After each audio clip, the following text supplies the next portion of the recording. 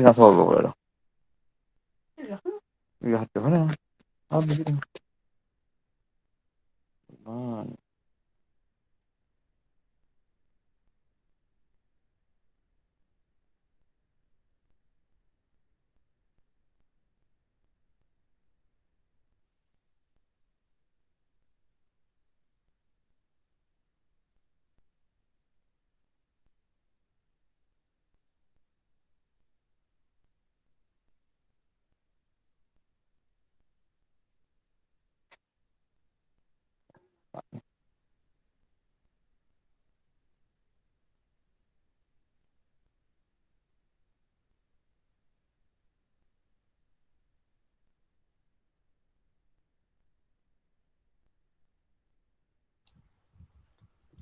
Assalamualaikum.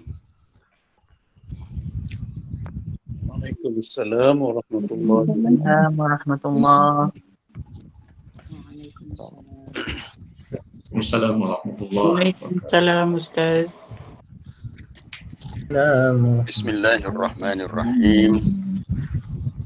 Alhamdulillahi rabbil alamin. Wa bihi nasta'in wa la 'udwana illa 'alal zalimin. Wassalatu wassalamu ala Rasulillah al-mab'uts rahmatan lil alamin. Nabiyyina wa habibina wa syafi'ina wa qudwatina Muhammad wa ala alihi wa ashabihi wa man sara ala nahjihi ila yaumiddin. Rabbi shrah li sadri wa yassir li amri wahlul 'uqdatam min lisani yafqahu qawli. Allahumma 'allimna ma yanfa'una wa zidna 'ilma warzuqna fahma. Amma ba'd. Muslimin dan muslimat, para jemaah, pendengar, penonton yang dirahmati Allah.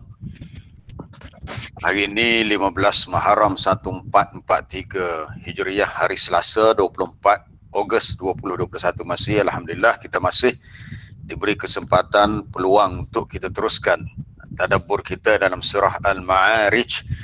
Jadi semalam kita dah selesai tentang beberapa sifat orang-orang yang akan ke syurga, orang-orang yang diberi kemuliaan dengan diampunkan dosa dan dimasukkan ke syurga. Jadi untuk hari ini kita sambung ayat 36 surah Al-Ma'arij, masuk dalam tajuk yang lain untuk sama-sama kita tadabbur beberapa sifat buruk orang-orang kafir. Dibimbangi, dikhawatiri sifat buruk ni mungkin ada pada kita ataupun dah terjangkit kepada sebahagian di kalangan umat Islam. A'udzu billahi minasyaitonir rajim. فَمَا لِلَّذِينَ كَفَرُوا قِبَلَكَ مُهْطِعِينَ عَنِ الْيَمِينِ وَعَنِ الشِّمَالِ عِزِينَ أَيَطْمَعُ كُلُّ امْرِئٍ مِّنْهُمْ أَن يُدْخَلَ جَنَّةَ نَعِيمٍ كَلَّا إِنَّا خَلَقْنَاهُمْ مِمَّا يَعْلَمُونَ فَمَا لِلَّذِينَ كَفَرُوا قِبَلَكَ مُهْطِعِينَ. Maka apakah yang menyebabkan orang-orang kafir yang menentangmu, yang ada di sekelilingmu, tiba-tiba mereka itu lari. Lari bukan lari ke sisimu sebenarnya, kalau lihat dalam tafsir, lari meninggalkanmu. Sebab qibala tu isin maksudnya haulaka min nahiyatika, yang ada di sekelilingmu. Tiba-tiba mereka yang mendengar kata-katamu lari. Kita akan lihat nanti dia punya sebab nuzulnya. Anil yamini wa anis shimali izin, iaitu lari daripada sebelah kanan, sebelah kiri dengan berkelompok-kelompok, lari dengan berpecah-pecah, maknanya lari dengan bertempiaran. Seolah-olah mereka ni takut. Nanti kita akan lihat dalam ayat lain Allah Ta'ala menggambarkan orang yang lari daripada peringatan agama ni, peringatan yang Nabi sampaikan, seperti himar, seperti keldai.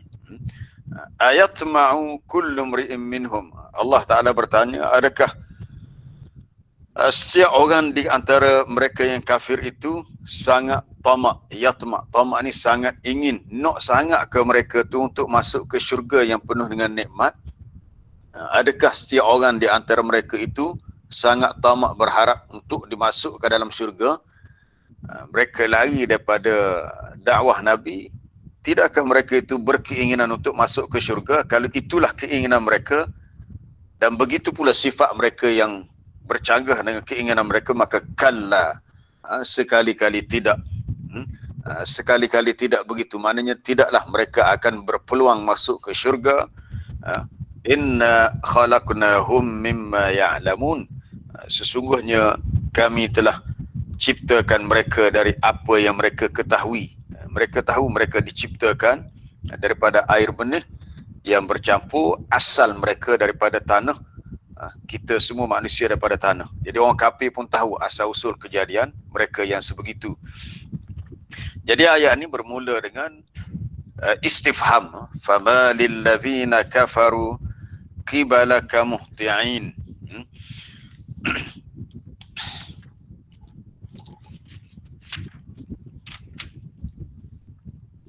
Ai ma balu haula'il kufar hawalika. Apa pasalnya keadaan orang-orang kafir yang ada di sekeliling kamu? Allah Ta'ala tanya, apa hal orang-orang kafir yang ada di sekeliling kamu itu, wahai Nabi? Mereka ni ada bersama dengan Nabi. Tiba-tiba mereka itu muhti'in. Muhti'in maknanya musri'in. Begitu cepat tergesa-gesa menuju kepada ilal kufri wa takdzibi wal istihza'i bika. Mereka kufur, engkar, mereka mendustakan, mereka mempersendakan kamu. Kenapa mereka memilih begitu? Yang ini kenapa tidak beri peluang kepada diri sendiri untuk dengar dulu, untuk fikir dulu apa yang Nabi sampaikan. Kerana mereka ni manusia yang boleh berfikir. Tapi kenapa tiba-tiba mereka itu lari? Muhtiin merujuk kepada musri'in, lari dengan cepat. Padahal mereka itu ada di sekeliling kamu.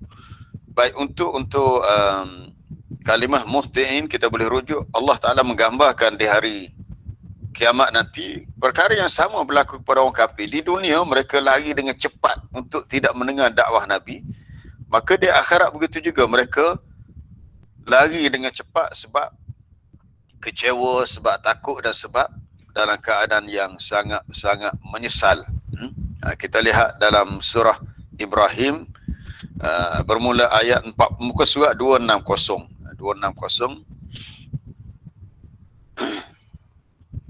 Bawah sekali muka surat tu pada ayat yang ke-42. Wala tahsabannallaha ghafilan amma ya'maludz zalimun innama yuakhiruhum liyaumin tashkhasu fihil absar. Dan janganlah engkau ya Muhammad menyangka Allah Ta'ala lalai terhadap apa yang dilakukan oleh orang-orang yang zalim. Janganlah engkau ingat bahawa Allah Ta'ala tidak sedar dengan kezaliman yang dilakukan oleh orang-orang yang zalim. Allah Ta'ala tahu. Allah Ta'ala tidak segerakan azab sebab dia sengaja mahu menangguhkan azab mereka itu di hari kiamat nanti. Innama yuakhiruhum, sesungguhnya ia hanya melambatkan balasan mereka. Balasan tu tetap ada, cuma tidak disegerakan. Itu pada suatu hari yang mereka akan terbeliak. Absar, pandangan mata mereka terbeliak ataupun terbelalak. Kita lihat ayat 43, muhti'ina muqni'in. Di sini ada perkataan muhti'in. Ini muhti'in bukan berlaku di dunia. Pada hari itu mereka muhti'in, terburu-buru, dengan begitu cepat, merujuk kepada perbuatan yang berlaku dengan musri'in, dengan cepat, menyahut panggilan daripada mahsyar. Muqni'i ru'usihim, sambil mendongak kepala mereka dalam keadaan la yartaddu ilaihim tarfuhum, mata tidak berkelip pun. Wa afidatuhum hawa, dan hati mereka seperti kosong, tidak ada semangat. Ini gambaran yang berlaku di akhirat nanti bagi orang-orang yang berbuat zalim di dunia. Jadi mereka mendengar panggilan lalu mereka pergi dengan dengan cepat. Adapun di dunia, apabila Nabi berdakwah dan mereka mendengarnya, tiba-tiba mereka yang duduk di sekitar tu lari dengan cepat. Baik, kita lihat sebab nuzul ayat. Sebelum kita kait dengan beberapa persoalan yang lain, ada orang yang lari daripada tazkirah seperti keldai, syaitan yang lari ketika azan dilaungkan. Kita lihat sebab nuzul dulu. Iaitu untuk ayat ma'u kullu mri'in, ini sambungan daripada ayat yang sebelumnya. Ayat ma'u kullu mri'in minhum ni ayat 38. Itu masih dalam cerita yang sama. Adakah setiap orang di antara mereka yang kafir itu sangat ingin, sangat mahu untuk dimasukkan dalam syurga? Jawapannya sudah tentu, semua manusia nak masuk syurga. Tak ada seorang pun yang sanggup untuk masuk ke neraka. Semua nak masuk syurga. Tapi yang peliknya, kalau nak masuk syurga, kenapa tak mahu ikut dakwah Nabi? Kenapa lari? Kenapa tak nak dengar? Qala al-mufassirun, berkata ahli tafsir, kana al-musyrikuna, adalah kaum musyrik, yajtami'una, mereka berhimpun haulan Nabi sallallahu alaihi wasallam, yastami'una kalamah, mereka berkumpul di sekeliling Nabi. Mereka pun ada juga bersama dengan Nabi, mendengar perkataan dan ucapan Nabi. Kemudian dengar sahaja, wala yantafi'una bih, tak ambil manfaat, tak ambil faedah dengannya. Orang kata dengar sekadar masuk telinga kanan, keluar telinga kiri, ataupun masuk telinga kiri, keluar telinga kanan. Tak memberi apa-apa faedah dan kesan. Bal yukadzibuna bih, bahkan mereka mendustakan, apapun mereka membohongi apa yang Nabi perkatakan, mereka mempersendakan. Bahkan mereka berkata, la in dakhala haula'il jannah, la in dakhala haula'il jannah, kalau puak-puak ni ikut, puak-puak yang ikut Nabi ni masuk syurga, kalau orang-orang Islam ikut Nabi masuk syurga, la nadkhulannaha qablahum, kami dahulu yang masuk syurga sebelum mereka. Punyalah muka tak malu, kita kata tak. Dahlah dia lawan Nabi. Dia kata kita masuk syurga dulu sebelum orang, para sahabat yang ikut Nabi itu masuk syurga. Wala yakunanna lana fiha akthar mimma lahum, dan nescaya bagi kami akan dapat dalam syurga lebih banyak lagi nikmatnya daripada apa yang mereka dapat. Lalu Allah Ta'ala turunkan ayat ni, ayat ma'u kullu mri'in minhum an yudkhala jannata na'im. Baik, kita nak lihat dalam surah Al-Muddathir. Kita nak kembang luaskan tadabbur ayat ni supaya kita nak renungilah. Jadi kita, supaya kita tidak terikut-ikut perangai orang-orang kafir, sebab kita melihat ada orang Islam yang agak culas, liar, apa-apa nasihat agama dengar je. Ada kuliah kat sana, ada tazkirah, dia pun tak bolehlah, saya sibuk, saya banyak kerja. Dia mencari alasan untuk tidak mendengarnya, alasan untuk tidak mendekatinya, untuk tidak mengetahuinya. Padahal mereka ni sebenarnya pun di akhirat nanti nak masuk syurga juga. Jadi isu sebenarnya adalah isu krisis keyakinan, isu lemahnya iman, isu lemahnya akidah. Kita nak sesuatu yang baik untuk kita di akhirat, tetapi kita bertindak tidak sebagaimana yang kita nak. Baik, kita nak lihat dalam surah Al-Muddathir, muka surat 577.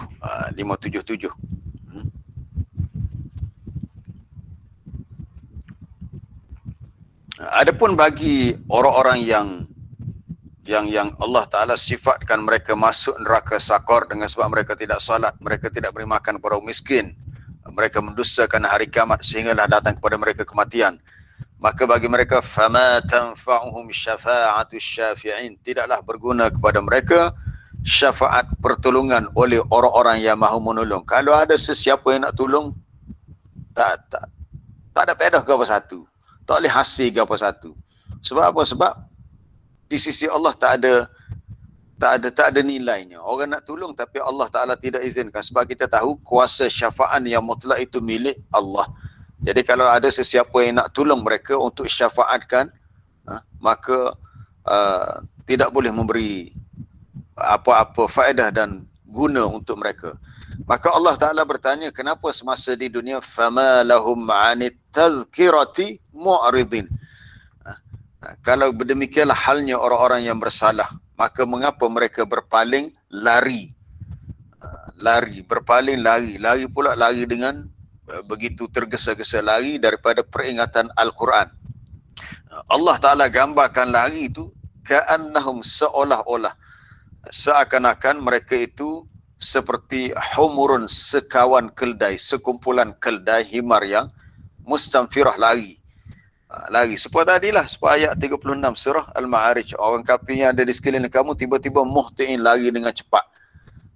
Digambarkan lari dalam ayat lain, itu lari seperti humur, himar, seperti keldai yang lari kerana farrat min qaswarah, lari daripada singa. Oh, singa, kita tahu singa ni macam harimau lah. Dia bila nampak ada mangsa depan dia untuk dia makan, tak kira lah kambing ke keldai ke, dia akan terkam. Maka satu mangsa tu akan lari lah. Begitulah digambarkan takutnya orang-orang kafir, orang-orang munafik terhadap nasihat-nasihat agama dan dakwah Nabi, lari seperti larinya keldai. Tapi yang jadi persoalan yang menyedihkan kita, kenapa ada dalam kalangan orang-orang Islam yang bersikap mahu lari, tak si dengar, tak mahu dengar, tak mahu ambil kisah, ambil peduli. Sebab tu kita bila kita mendengar nasihat agama, tazkirah, kalau yang disampaikan itu perkara yang benar, kita tak pedulilah siapa hok cakap, asalkan benda hok dia buat itu betul. Jangan kita memilih-milih. Ada setengah orang milih-milih, dia kata dia nak ustaz ni mesti orang sekian-sekian, berlukisan sekian-sekian. Kita kata kebenaran itu bukan dilihat kepada siapa yang bercakap, tetapi apakah isi yang hendak disampaikan. Kalau dia bercakap yang betul, kita terima. Kalau orang tu disebut berkelulusan tinggi, tapi yang disampaikan tu riwayat yang salah, hadis yang palsu, benda amalan yang direka-reka. Kadang-kadang setengah orang tu disebut dengan tuan syekh, tuan guru, bagi petua-petua amalan yang entah tak tahu ambil mana. Untuk penyakit ni bacaan sekian. Kita kata di mana sandarannya, di mana ana ambil, kitab mana, dalil mana, siapa ulama berkata, tak dinyatakan. Seolah-olah agama ni seperti menu masakan yang dia boleh cipta sendiri. Kita kata ini urusan agama, bukan urusan dunia yang seorang tu tidak boleh nak bercakap, ikut sedap mulut dia. Tapi masalah itulah yang berlaku. Bila disampaikan yang benar, ada yang lari. Bila disampaikan yang tidak benar, lain pula sikap manusia, sebab kadang-kadang mereka memilih agama ni mengikut kehendak hawa nafsu. Baik, para jemaah yang dirahmati Allah, satu lagi, syaitan. Kalau orang kafir dia lari daripada dakwah Nabi, orang munafik pun lari, syaitan pun lari juga. Sudah tentu dia lari. Cuma syaitan ni istimewanya kita tak nampak dia. Dia nampak kita, kita tak nampak dia. Dia lihat kita, kita tak lihat dia. Begitu sifatnya. Allah Ta'ala beritahu dalam surah Al-A'raf, innahu yarakum huwa wa qabiluhu min haitsu la tarawnahum. Di awal surah surah Al-A'raf, muka surat 153. Ada waktunya syaitan juga lari. Nanti kita nak tahu bila dia lari. Cuma dia lari tu kita tak nampak lah, sebab dia ni makhluk yang gaib. Allah Ta'ala berpesan tu dalam ayat 27, muka surat 153. Ya Bani Adam, la yaftinannakumus syaitan. Wahai anak Adam, wahai manusia, janganlah kamu diperdaya ataupun kamu tertipu oleh syaitan.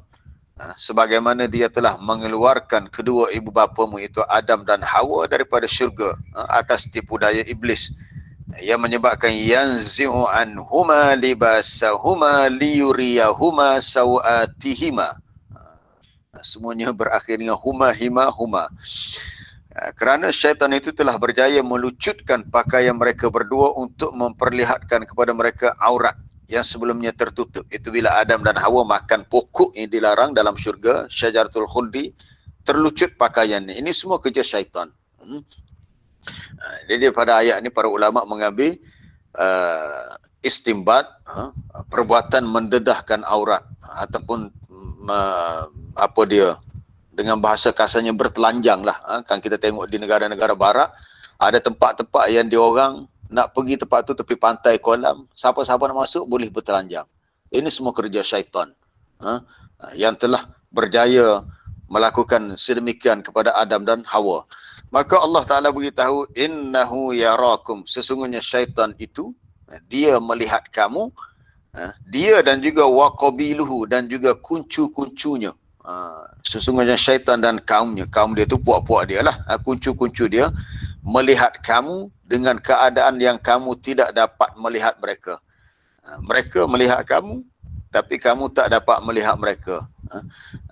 Jadi dengan sebab kita tidak dapat melihat mereka lah, Nabi SAW menasihati kita dalam banyak perkara, antaranya ialah kita berhati-hati dengan gangguan syaitan semasa kita nak solat.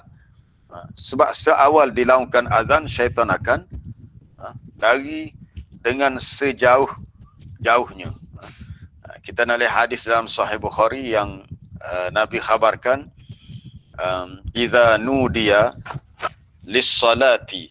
Hadis itu berbunyi, idza nudiya lis-salati adbara syaitan. Idza nudiya lis-salati adbara syaitan. Apabila dilaungkan azan untuk salat, disuruh untuk salat, maknanya dilaungkan azan, maka adbara, membelakangilah syaitan. Belakang tu maksudnya larilah. Dia pun, kalau kita kata akak punggung, dengan cepat-cepat melangkah lari. Ini kita nak bandingkan sikap buruk ni dengan orang kafir hok duduk dekat Nabi tadi, lari dengan cepat tadi sebab tak mahu dengar nasihat. Sama juga syaitan ni, dia takut kepada azan. Bila dilaungkan azan ketika masuk waktu solat, adbara syaitan, syaitan pun lari membelakangi, mana lari terus jauhnya. Lahu durat, baginya ada duratun, kentut. Syaitan memang kurang ajar sungguh. Dia lari dengan berkentut. Tak tahulah bunyi setara mana. Kentut juga. Fa idza qudiya at-taswib. Rasanya masih ada matan lain yang tu. Hatta la yasma' at-ta'zin. Cuba tengok tu bawah tu. Hatta la yasma' at-ta'zin, sehingga dia tidak mendengar azan. Sehingga tidak didengar azan itu. Fa idza qudiyal azan, bila selesai azan, aqbala, dia datang pula. Masa azan tadi dia lari. Bila habis azan dia datang pula. Fa idza hatta idza thuwiba bis salat, sehingga apabila hendak diiqamatkan untuk salat.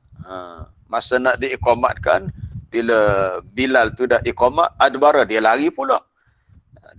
Hatta idza qadat taswib aqbala, bila selesai iqamat dah selesai, dia mari pula. Letih semua lah kita. Dia azan, bila dia dengar azan dia lari, selesai azan dia datang balik. Bila iqamat dia lari, selesai iqamat dia datang balik. Hatta yakhtura bainal mar'i wa nafsih, sehingga dia datang mengganggu antara seseorang dengan dirinya. Maksud mengganggu ialah mengganggu kita punya fikiran kita.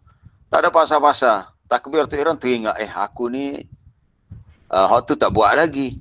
Paling nak pergi kedai pula, barang tu tak beli lagi. Tiba-tiba perkara yang sebelumnya kita tak ingat, kita ingat. Ini kerja syaitan. Yaqulu, syaitan kata, uzkur kadza wa kadza. Mu ingatlah benda ni, uzkur kadza, ingatlah benda tu. Lima lam yakun yazkur. Padahal perkara tu dia tak ingat pun sebelum solat. Tiba-tiba masa solat jadi teringat. Ini kerja syaitan. Hatta yadhalla ar-rajul, sehingga jadi lelaki tu la yadri kam salla, berapa rakaat dia solat. Inilah punca kadang-kadang dalam solat. Tiba-tiba kita terlupa, aku ni rakaat ketiga, rakaat keempat. Dah cukup ke belum rakaat aku? Ini kerja syaitan. Tapi yang kita nak ambil pengajaran di sini, bila setiap kali syaitan mendengar azan, mendengar iqamah, dia akan lari blok-blok, lari habis. Lari sebentar aja, lepas tu dia mari pula.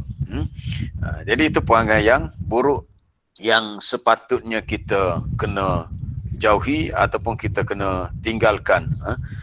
Tapi sebaliknya hak buruk itulah banyak berlakunya. Allahu Akbar.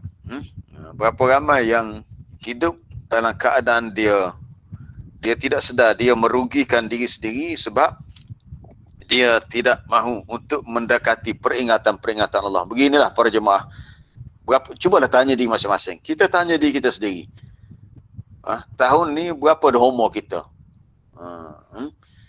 Kita baru masuk tahun baru Hijriah 1443. Sebenarnya kalau kira dengan tahun Masihi, umur kita lebih tua lagi. Saya dapat satu perisian kawan hantar yang disediakan oleh pihak JAKIM. Kita masukkan tahun yang kita lahir tahun Masihi, akan keluar tahun Hijriah, bulan berapa Hijriah dan tahun berapa kita lahir dan umur kita berapa. Kalau ikut tahun Hijriah sebenarnya umur kita lebih daripada tahun Masihi. Kalau umur kita dah 50, contohnya lah, mungkin ikut tahun Hijriah umur kita dah 52, 53. Maka kita tanya, dalam tempoh kita hidup di dunia dah 50, 60, 70, 80 tahun, berapa peratus daripada ilmu Al-Quran, isi Al-Quran yang kita sudah fahami? Kalau seseorang itu mengatakan untuk bacaan Quran dia dah khatam, okey, tak apa, kita kata mungkin dia dah khatam masa dia sekolah dulu, dia khatam bacaan Quran. Itu bacaan sahaja. Untuk kita faham daripada awal surah Fatihah, Baqarah, Ali Imran, An-Nisa, Al-Ma'idah, Al-An'am, Al-A'raf, Al-Anfal sampai habis 114 surah, masing-masing tanya diri sendiri, kita dengan Quran berapa peratus kita dah tahu? Mungkin seorang tu mengaku, ya Ustaz, saya mungkin sikit saja. Ilmu Quran ni mungkin tak sampai 5%, 10%. Jadi kalau kita sedar, pengetahuan kita tentang ilmu Quran terlalu sedikit, apa tindakan kita? Adakah kita sekadar buat dek buat tak reti? Atau kita semakin jauh? Atau kita berusaha untuk mendekatinya? Alhamdulillah para jemaah bersama dalam tadabbur Quran, tak kira lah sama ada yang saya kendalikan ataupun mungkin ustaz-ustaz lain. Yang pentingnya bila kita bersama dalam majlis ilmu yang kita boleh ambil ilmu daripadanya, bermakna kita dah buat satu usaha untuk menambahkan kefahaman tentang apa di sebalik ayat-ayat Quran. Jangan kita mengambil sikap untuk lari dan menjauhkan diri daripadanya. Sebab ini sifat syaitan, lari daripada Al-Quran, lari daripada seruan dakwah Nabi. Ini kerja orang-orang yang kafir. Antara lain Nabi SAW mengingatkan kepada kita, inna syaitan yanfiru minal bait alladhi yukra'u fihi suratul Baqarah. Syaitan ni dia bukan setakat lari ketika dia lakukan azan, ketika iqamat. Kalau dalam rumah tu dibacakan dalamnya surah Al-Baqarah, inna syaitan yanfiru lari, lari setara mana tu macam tadilah, lari bukan lari slow, lari dengan tergesa-gesa. Kalau orang kat kita kata terjung tu pintu rumah tu tak ada pakas dia blub lari. Lari dengan begitu cepat. Yanfiru minal bait allazi yuqra'u fihi suratul Baqarah. Dia syaitan, dia lari daripada rumah yang dibacakan dalamnya surah Baqarah. Adalah alasannya para ulama mengatakan sebab dalam surah Al-Baqarah ada ayat kursi. Ayat 255, ayat kursi. Cuma kalau kita baca surah Baqarah ni panjang. Ayat kursi ni berada pada awal juzuk yang ketiga. Cuma bila kita baca, sebab ini kita baca sampai habis lah. Syaitan lari daripada rumah yang dibaca di dalamnya suratul Baqarah. Inna syaitan yanfiru minal bait alladhi yuqra'u fihi suratul Baqarah. Jadi sebaiknya kalau kita mampulah, sama ada kita sendiri yang baca dalam rumah kita surah Baqarah, ataupun ialah mungkin dalam YouTube, kita buka YouTube pun ada, pilih mana-mana qari Masyari Al-Hafasi surah Baqarah pun ada. Yang pentingnya ada bacaan surah Al-Baqarah diperdengarkan dalam rumah kita, dengan harapan syaitan akan lari. Syaitan akan lari. Jangan pula kita yang lari. Syaitan akan lari. Baik, kita kembali kepada ayat tadi. Allah Ta'ala bertanya, kenapa orang-orang kafir yang ada di sekeliling kamu lari? Apa yang menyebabkan mereka begitu rasa cemas dan takut? Lari pula anil yamin wa anis shimal, daripada sebelah kananmu dan sebelah kirimu. Mereka lari dengan izin, dengan berpuak-puak. Maksud berpuak-puak, lari dengan firakan wasyi'an farina minhu mutafarriqina anhu. Lari dengan tergesa-gesa, sebab mereka ni ramai. Dia ramai ni, dia lari. Ini yang sebelah ni mungkin 2-3 orang lari. Hak sebelah ni ada 5-6 orang lari. Kemudian lari pula yang lain. Ini sama dengan ayat dalam surah Al-Muddathir tentang sifat orang-orang kafir yang lari daripada nasihat agama seumpama keldai yang lari daripada singa. Ini ayat ni sebenarnya suatu sindiran lah, sindir kepada mereka, kenapa pula kamu lari? Baik. Ayatma'u kullu mri'in minhum, tidakkah setiap orang di kalangan mereka yang musyrik itu merasa tamak? Apa tamak? Tamak ni nak sungguh. Sesiapa sahaja di antara kita, bila kita nak sesuatu, kita ada perasaan tamak. Tamak ni mana? Kalau tak boleh, kita nak juga. Kalau dah boleh, kita nak lagi. Dah dapat sikit, kita nak banyak. Orang Melayu kata apa? Dapat betis nak paha. Dapat paha nak apa lagi tak tahulah.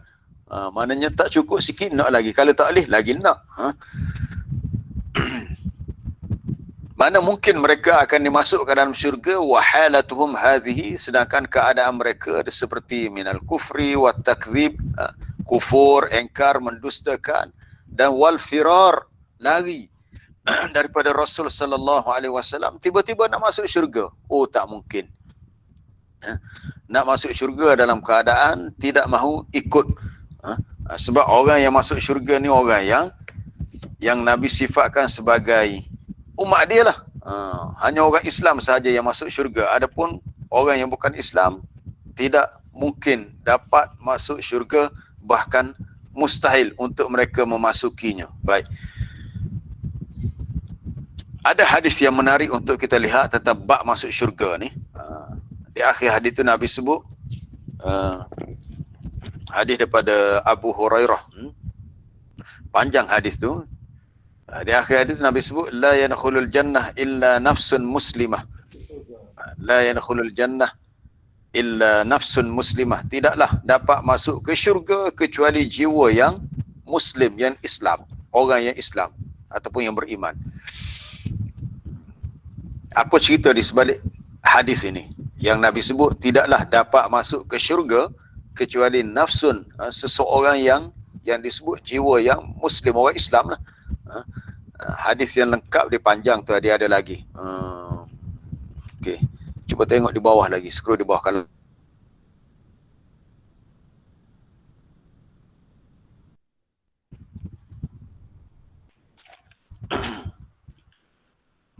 betul dah atas tadi. Tapi tak lengkap hadis ni sebab dia ada lagi. Dia punya kisah depannya, kita apalah. Kalau tak ada juga tak apalah. Kisahnya berlaku, ada dua riwayat. Pertama dia dalam peperangan Hunain, satu riwayat dalam peperangan Khaybar. Iaitu kata Abu Hurairah, kami bersama dengan Nabi sallallahu alaihi wasallam dalam peperangan Khaybar. Lalu Nabi sallallahu alaihi wasallam berkata untuk dia beritahu seorang sahabat, dia kata ni ada seorang lelaki yang dia juga mengaku dia Islam. Tetapi Nabi kata dia ni akan masuk neraka. Kenapa pula? Dia ni Islam tapi masuk neraka. Rupanya Nabi dah dapat wahyu daripada malaikat Jibril. Nabi tahu bahawa seorang lelaki yang dilihat berperang bersama umat Islam untuk melawan orang-orang kafir Yahudi Bani Quraidah di Khaybar. Orang ni bukan mati syahid, dia mati bunuh diri dan dia masuk neraka. Kemudian bila berlakulah peperangan, lelaki itu telah berperang dengan min asyaddil qital, dengan peperangan yang sungguh-sungguh. Perang sungguh-sungguh, begitu bersemangat.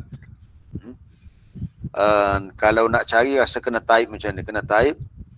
Macam mana ni?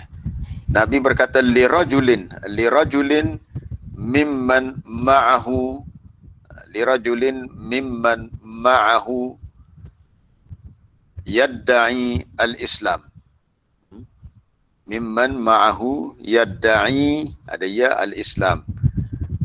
Kemudian katanya hadza min ahlin nar. Hadza min ahlin nar. InsyaAllah kalau ada mungkin boleh jumpa lah.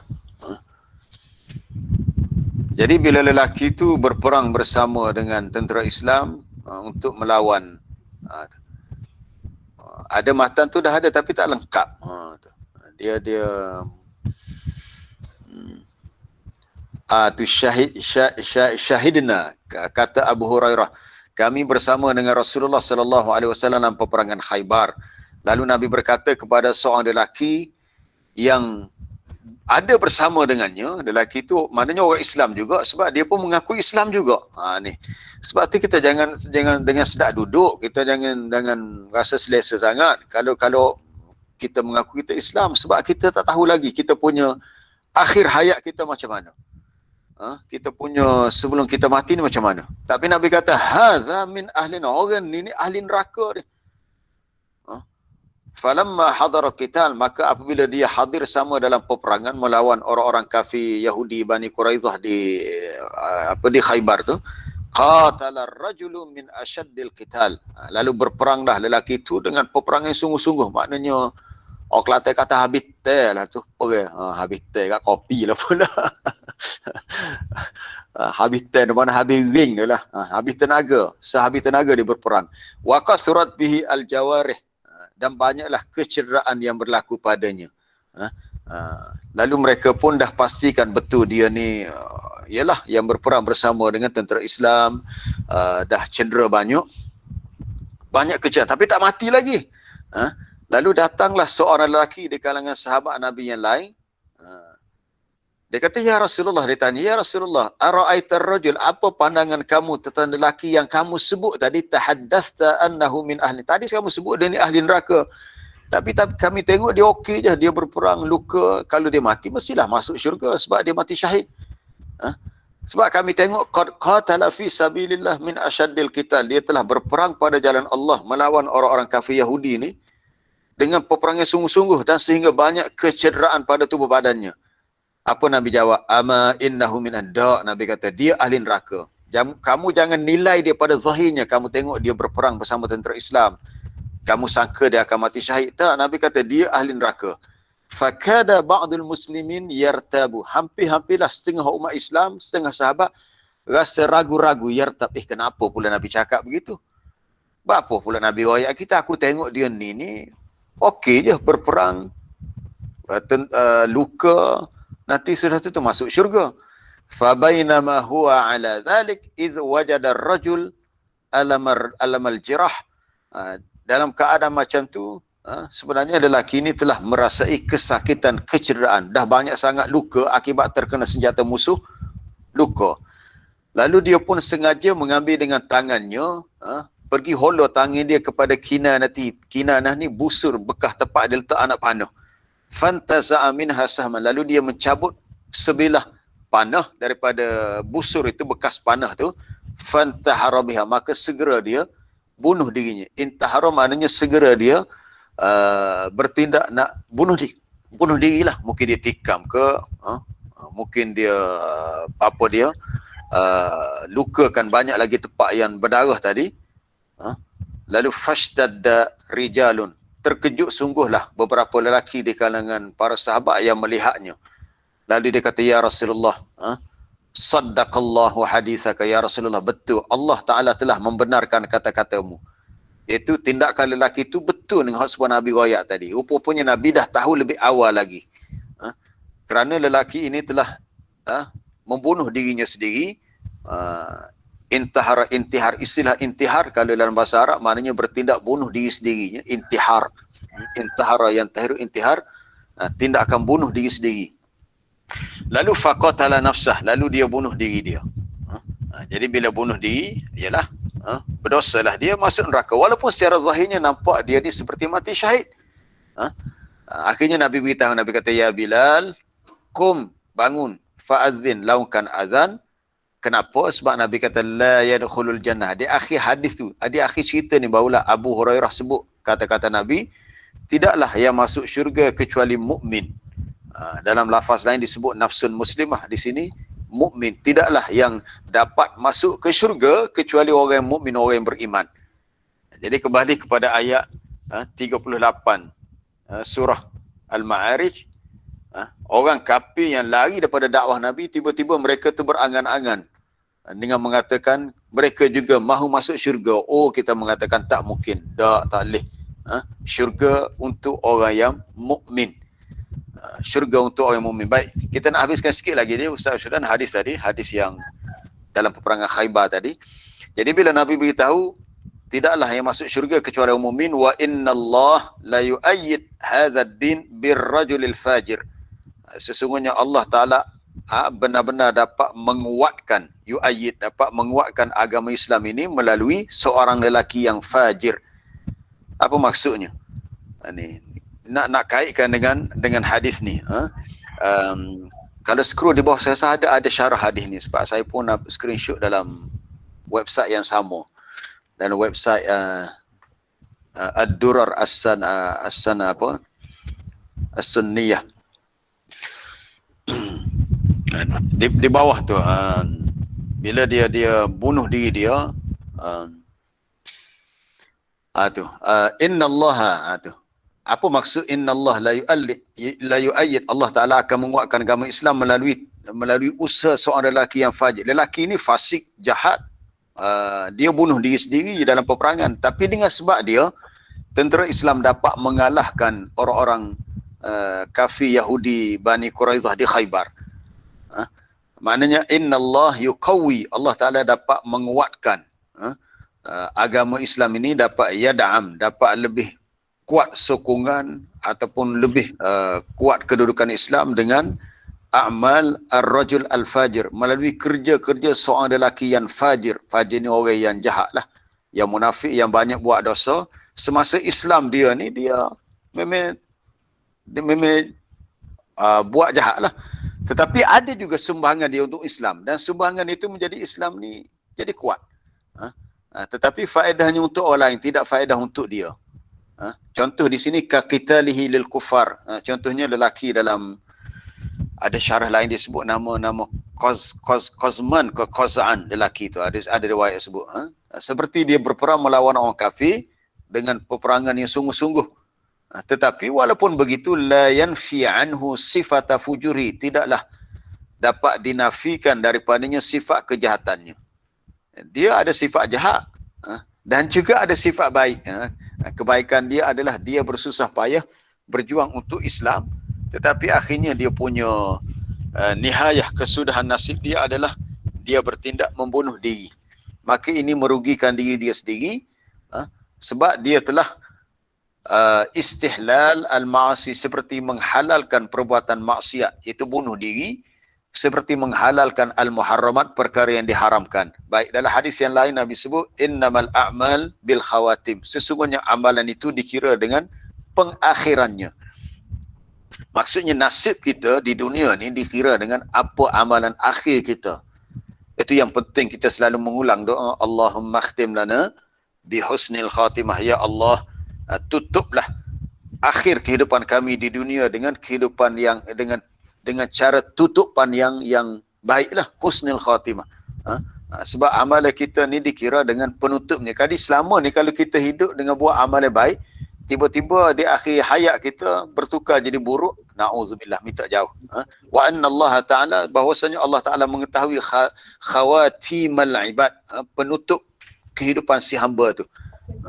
Sekiranya nyata daripada mereka yang aksa sebaliknya, hak nyatanya nampak baik je, tapi hak tak baik itu tak nampak, maka sekiranya yang zahir itu adalah yang baik, dan mereka pun yang batin pun hak tak zahir pun begitu juga, maka khutimalahum bihi, maka ditutup kehidupan mereka ni. Maknanya kita kenalah menjadi orang yang baik dan jujur, dan keimanan kita luaran dan dalaman, zahir dan batin. Baik, berhubung dengan perkara ni, satu lagi kita nak kaitkan dengan persoalan qada dan qadar, sebab dia ada kaitan dengan masuk ke syurga tadi. Dalam hadis yang sahih Nabi SAW bersabda, innar rajul la ya'malu bi amali ahli an-nar bi amali ahli al-jannah. Innar rajul la ya'malu bi amali ahli al-jannah.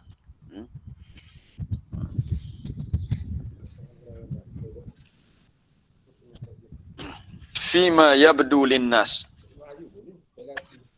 Innar rajul la ya'malu, la ya'mal, bukan lam alif, lam terus ya, la ya'mal bi amali ahli bi amali ahli jannah. Dia ada dua, bi amali ahli jannah pun ada, kemudian bi amali ahli nar pun ada. Fima yabdu linnas, fima yabdu linnas. Ni supaya kita tak keliru. Kenapa bila Nabi sebut ada orang yang dia beramal dengan amalan ahli syurga sehingga Nabi kata dia dengan syurga tu dah dekat, dah sejengkal lagi. Fayasbiqu alaihil kitab, lalu didahului dengan ketentuan kitab di sisi Allah, iaitu dia beramal dengan amalan ahli neraka, akhirnya dia masuk neraka. Innar rajul, tak jumpa matan tu, tak apalah. Innar rajul la ya'malu bi'amali ahli jannah hatta ma yakun, kita ambil matan yang lain, hatta yakuna, fima yabdu tu tukar kepada hatta ma yakuna, yang akhir saja tukar. Fima yabdu tu innar rajul la ya'malu bi'amali ahli jannah hatta ma yakunu bainahu wa bainal jannah illa zira'un.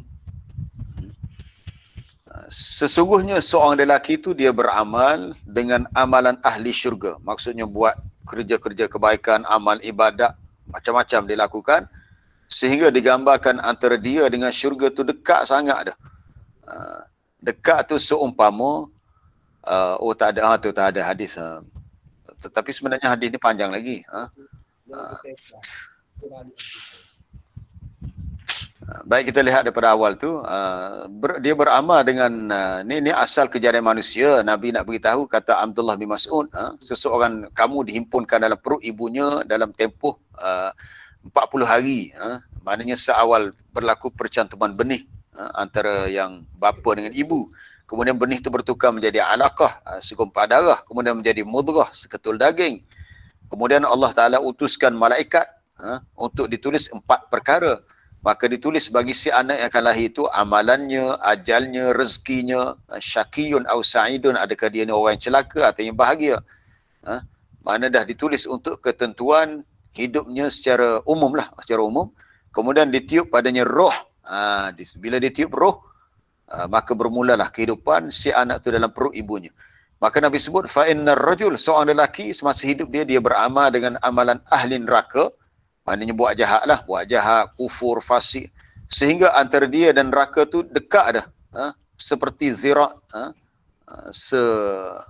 sehasta, mana dekat ada sehasta. Fayasbiqu alaihil kitab, lalu didahului oleh kitab. Kitab mana ketentuan Allah di Lauh Mahfuz yang malaikat tulis seawal anak tu dalam perut ibunya. Lalu di akhir hayatnya dia beramal dengan amalan ahli syurga. Lalu fayadkhulul jannah. Inilah hadis ini menunjukkan bahawa nasib kita ni ditentukan dengan pengakhiran macam mana. Sebab tu penting dalam agama ni kita kena istiqamah. Bila kita buat satu kebaikan, kita kena istiqamah. Kena buat sokmo-sokmo. Kelantan kata sokmo-sokmo. Maknanya kena buat sentiasa. Kena sentiasa melakukannya supaya kita mati dalam keadaan kita terus istiqamah, iltizam, konsisten melakukan kebaikan tu. Manakala dalam satu keadaan yang lain, ada seorang lelaki yang la ya'malu bi'amali ahlil tadi lelaki yang buat kerja ahli neraka tetapi akhir hayat dia masuk syurga sebab berubah kehidupannya. Sebab tu kita tak boleh nak hukum, kita tengok orang tu jahat kita pun terus dia ni jahat ni buat gini ni neraka. Tak boleh. Dalam tadabbur kita semula saya dah pesan, kita tak boleh nak mentakyinkan seseorang tu syurga neraka atas zahir amalan yang kita lihat dia buat.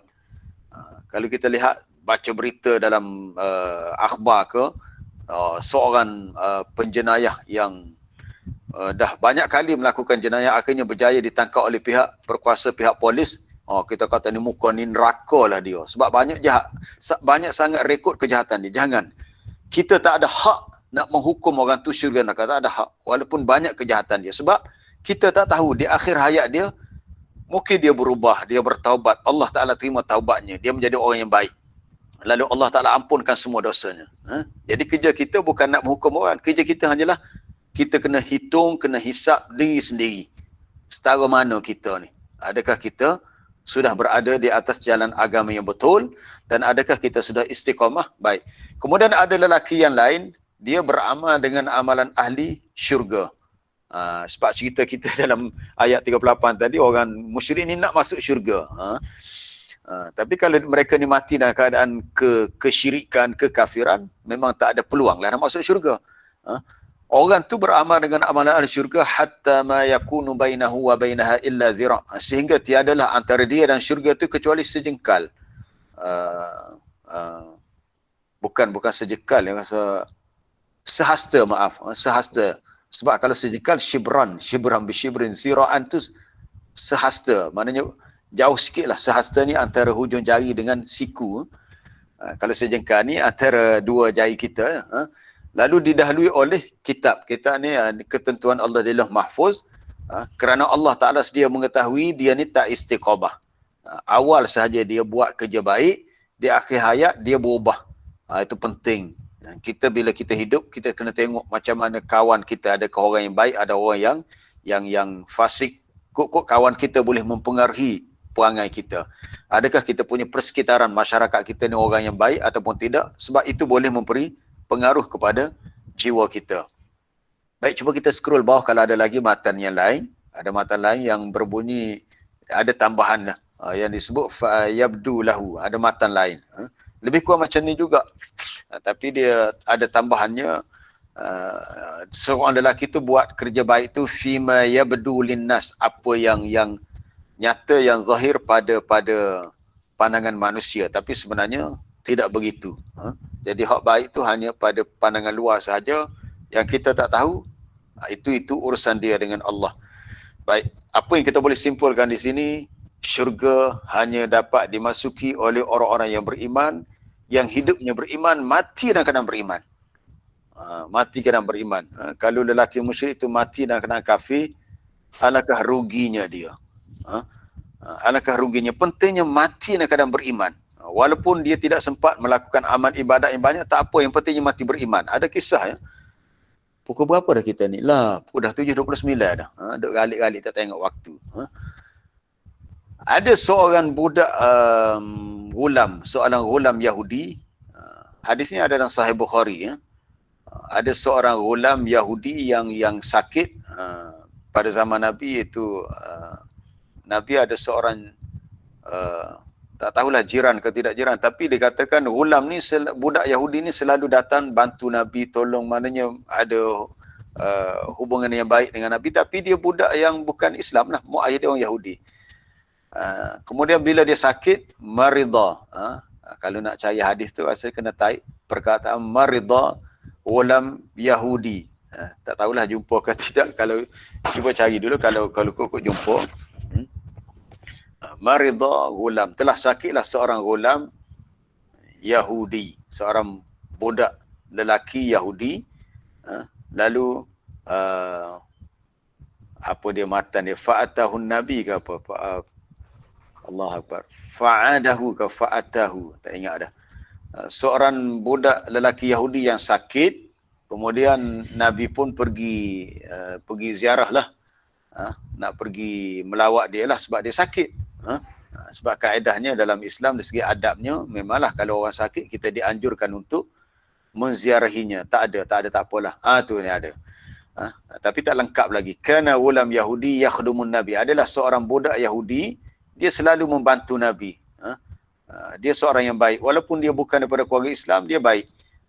Satu hari famarida, dia sakit, betul, fa'ada. Lalu Nabi pun pergi datang untuk kunjungi dia, untuk ziarah dia. Ini kita nak kaitkan dengan cerita tadi. Nak masuk syurga mesti mati kerana Islam. Lalu Nabi kata ishhad, bukan ashhadu. Kalau aku bersaksi, ashhadu, dal tu mesti bagi depan. Tak, Nabi kata kepadanya ishhad. Nabi kata persaksikanlah, ataupun ucapkanlah persaksian bahawasanya alla ilaha illallah wa anni rasulullah. Nabi beritahu budak tu tengah sakit. Fanadharal ghulam ila, lalu budak tu pandang kepada ayah dia. Dia tengok ayah dia. Kok ayah dia tak izinkan sebab dia budak lagi. Lalu ayah dia baik, ayah dia tak ni orang Yahudi pun bukan semua jahat. Ada juga yang baik. Maksud baik tu dia tak lawan Nabi, walaupun dia tidak Islam, dia tidak melawan dakwah Nabi. Dia kata kul ma yaqulu laka Muhammad. Mu sebutlah, dia kata, wahai anakku, mu sebutlah apa yang Muhammad ajar tu. Lalu faqala biha, lalu dia pun sebut, anak dia pun sebut asyhadu an la ilaha illallah wa anna Muhammadar Rasulullah. Thumma mata. Kemudian dia mati setelah dia berjaya mengucap di kalimah syahadat. Apa kata Nabi? Sallu ala akhikum wadfanu akhakum. Solatlah saudara kamu dan kebumikan dia. Sebab dia dah dianggap Islam. Sebab disebut akhi. Baik. Dalam riwayat lain itu Nabi sebut alhamdulillahillazi a'taqa raqabatan. Ada matan lain. Ada tak di bawah tu matan lain? Bukan. Matan lain. Tak ada. Sambungnya daripada kisah ni ada Nabi sebut, ada riwayat lain sebut, Nabi kata alhamdulillah segala puji bagi Allah kerana telah membebaskan dia daripada azab neraka. Walaupun selama ni dia hidup tidak Islam, tetapi dia punya akhir hayatnya dia sempat mengucap dua kalimah syahadah, alhamdulillah. Sekurang-kurangnya dia dah Muslim. Walaupun dia tak sempat nak solat pun, tak sempat nak sedekah, nak baca Quran pun tak sempat, nak puasa pun lagi tak sempat. Tak ada berlaku. Sakit-sakit, Nabi mari ajar mengucap dua kalimah syahadah, dia pun mengucap. Lepas tu dia famata mati, alhamdulillah. Dia dah jadi ahli syurga dengan rahmat Allah. Jadi kita nak ambil kesimpulan daripada ayat ni, bahawasanya yang masuk syurga adalah orang yang mati dalam keadaan Muslim, mukmin. Yang kafir tidak mungkin, mustahil mereka akan masuk ke neraka, sebagaimana Allah Ta'ala beritahu mustahilnya masuk seekor unta yang besar melalui lubang jarum yang halus. Masih sempat ke masa kita ni? Okey, kita ambil sikit lagi, 2 minit lagi. Kita lihat dalam surah Al-A'raf. Mustahilnya orang yang mati dalam keadaan kafir masuk syurga, Allah Ta'ala beritahu sebagaimana mustahilnya seekor unta yang besar dapat menembusi melalui lubang jarum yang kecil. Muka surat 155. Ayat 40, muka surat 155. InsyaAllah ni terakhir dah sebab kita dah 7.34 dah ni. Innal ladzina kadzabu bi ayatina, sesungguhnya orang-orang yang mendustakan ayat kami. Maksudnya orang kafir lah. Orang kafir yang mendustakan ayat Allah, tak mahu ikut Al-Quran, bahkan wastakbaru anha, bersikap sombong takabur dengannya, lawan pula Quran. Bila mereka mati nanti, la tufattahu lahum abwabus sama', tidak akan dibuka bagi mereka pintu langit. Maksudnya roh mereka tak akan dapat naik ke atas. Dia naik ke atas ni untuk roh orang beriman yang ditempatkan di Illiyin. Tidak dibuka bagi mereka pintu langit, roh mereka tak dapat menembusi pintu langit.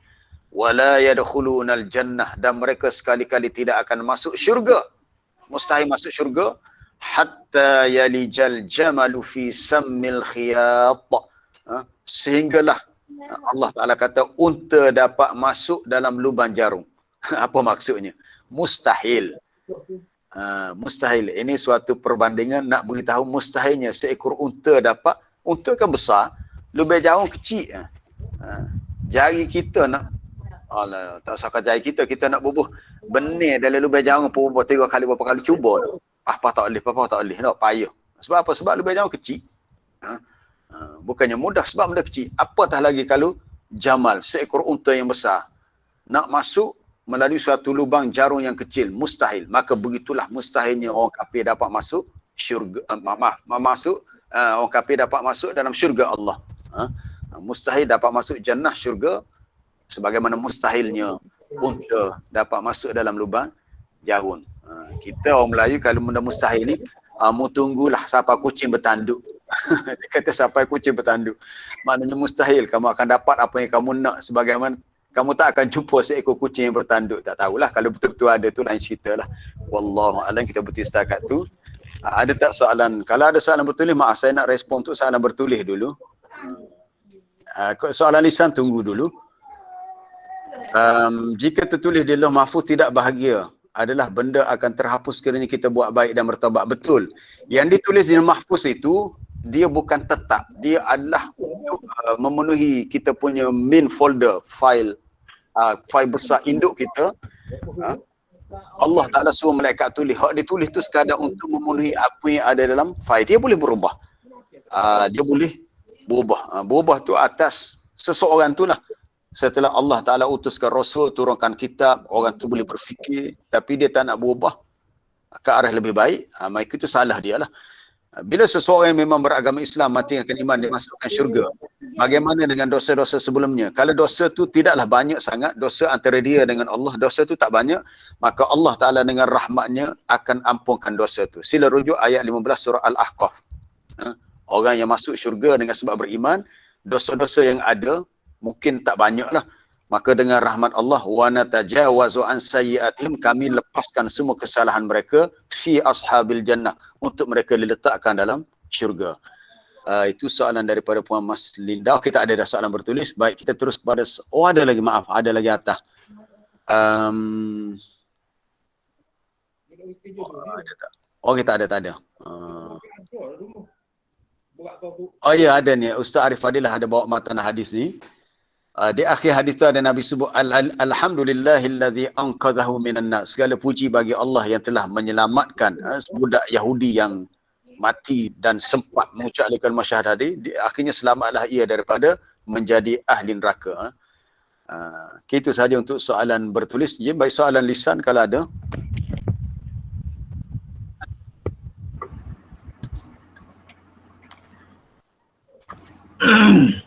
Assalamualaikum Ustaz. Ya, salam Cik Baki. Apa ni tak apa ni? Ini untuk ini tak terlibat dengan tajuk apa benda. Saya terbaca satu risalah berkenaan dengan kisah Nabi Ibrahim dengan bapa dia Maknanya dia sebut dalam Al-Quran tu Abi-Abi Jadi pendapat dia mengatakan Abi di situ bukan bapa dia. Dia maknanya dia kata bapa saudara sebab orang Arab ni biasalah panggil bapa saudara pun dia panggil Abi-Abi juga. Dan satu lagi hujah dia kata tidak ada kisah daripada keluarga Nabi bapaknya kufur. Yang adanya isteri, anak. Macam mana Nabi? Nabi Ibrahim kan bapak dia kan. Kisah Nabi Ibrahim lah ni. Kisah Nabi Ibrahim bahkan bapak dia tu dalam Quran tu pembuat berhala. Jadi pendapat dia itu bukan bapak dia. Dia kata itu bapak saudara dia. Sebab alasan dia, biasalah orang Arab ni dia panggil bapak saudara tu Abi-Abi. Dan alasan lagi, dalam kisah Rasul kan tidak ada bapa ataupun ibu yang kufur terhadap Nabi. Kecuali ada isteri yang kufur, anak kufur seperti keluarga Lut dengan Nabi Nuh. Itu saja Ustaz. Okey. Ya. Terima kasih. Sebenarnya soalan tu dirujuk kepada ayat 74 surah Al-An'am. Wa idh qala Ibrahimu li abihi Azar. Muka surat 137.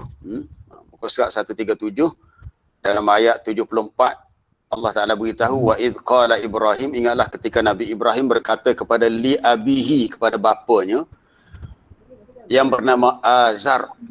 Lalu Nabi Ibrahim bertanya kepada bapanya, atattakhidhu asnaman alihah, adakah patut kamu menjadikan patung berhala itu sebagai Tuhan yang kamu sembah? Jadi kedudukan perkataan abi adakah dengan maksud am? Kalau bapa saudara dia ada istilah khusus dalam Quran, iaitu li ammihi wa idh qala Ibrahimu li abihi. Dia tidak datang dengan lafaz yang asal bagi bapa saudara, itu li ammihi.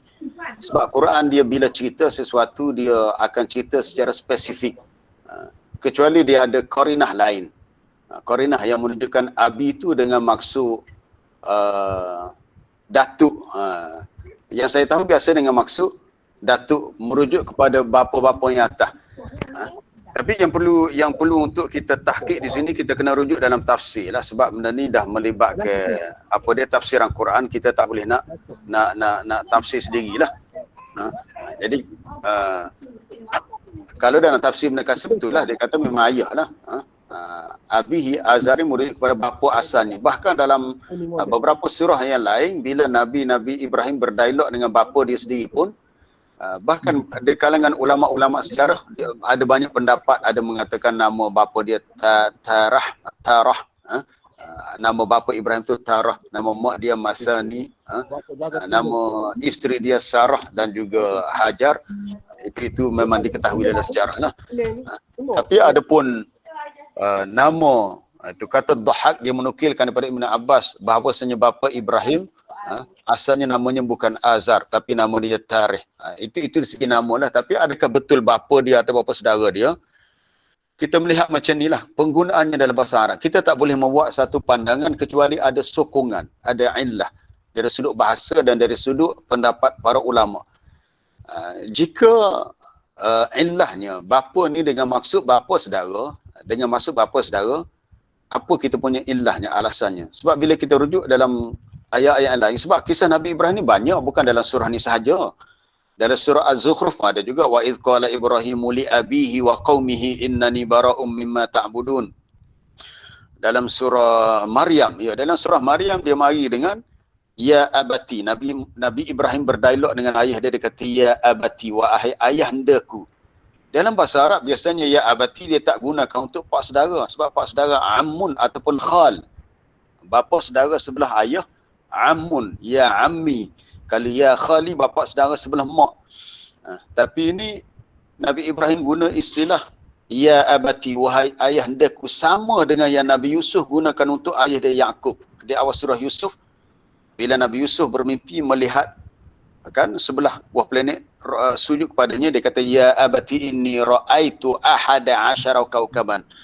Wahai ayahandaku, aku melihat sebelah buah planet sujud kepadaku. Kalimahnya ya abati.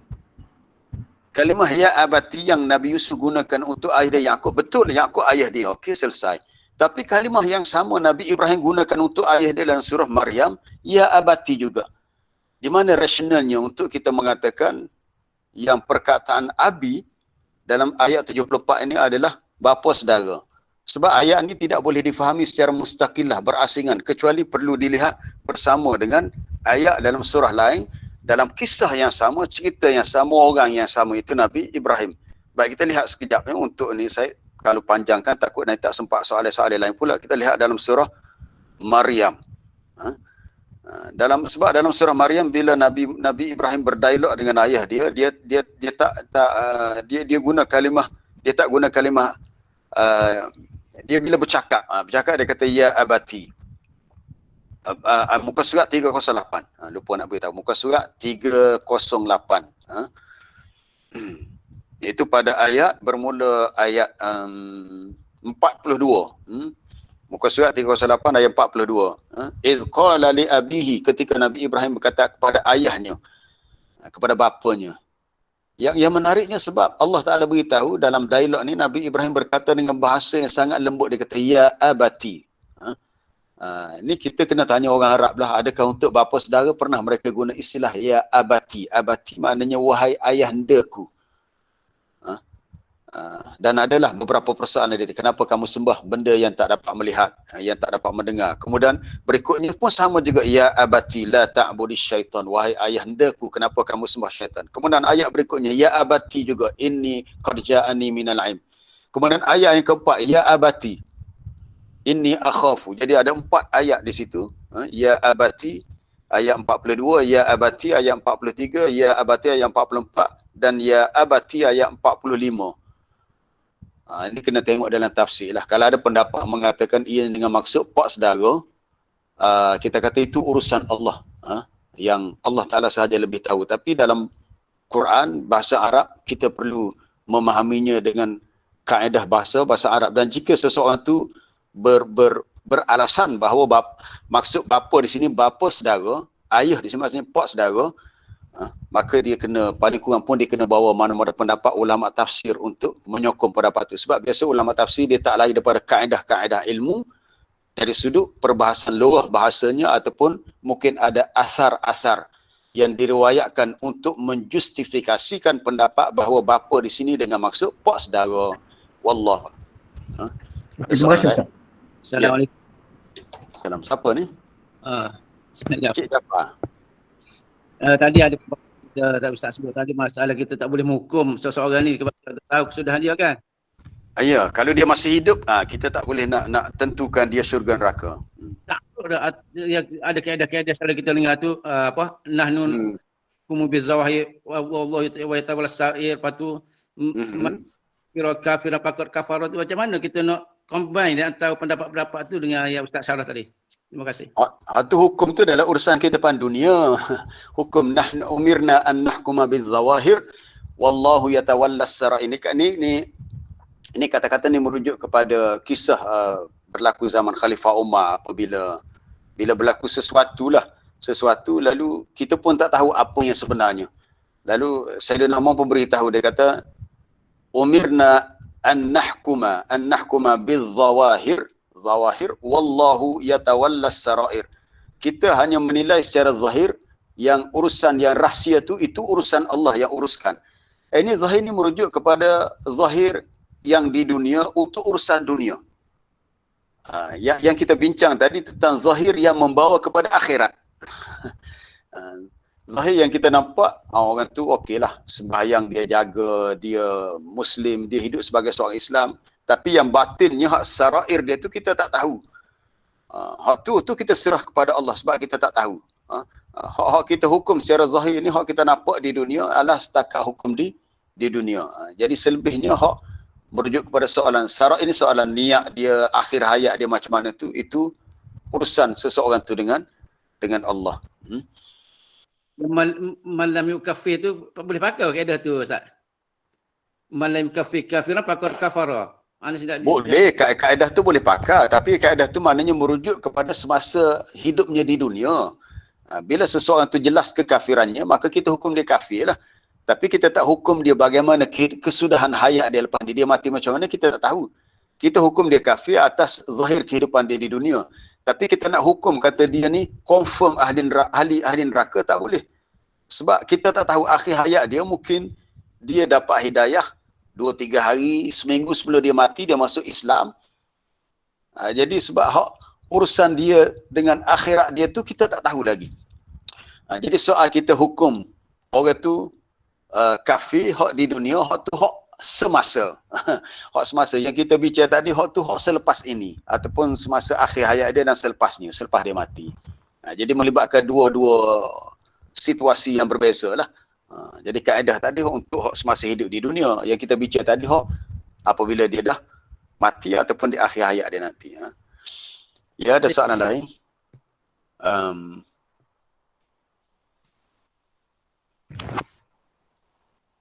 Okay, setakat tu saja, dah 7.50, insyaAllah kita sambung lagi. Ada satu ayat lagi sebenarnya tertinggal tadi, tak sempat, tak apalah, kita sambung esok. Terima kasih kepada semua. Subhanakallah bihamdika asyhadu an la ilaha illa anta astaghfiruka wa atubu ilaik. Wa sallallahu wasallama ala nabiyyina Muhammad wa ala alihi washabbihi ajma'in walhamdulillahi rabbil alamin. Assalamualaikum warahmatullahi wabarakatuh. Waalaikumsalam warahmatullahi wabarakatuh.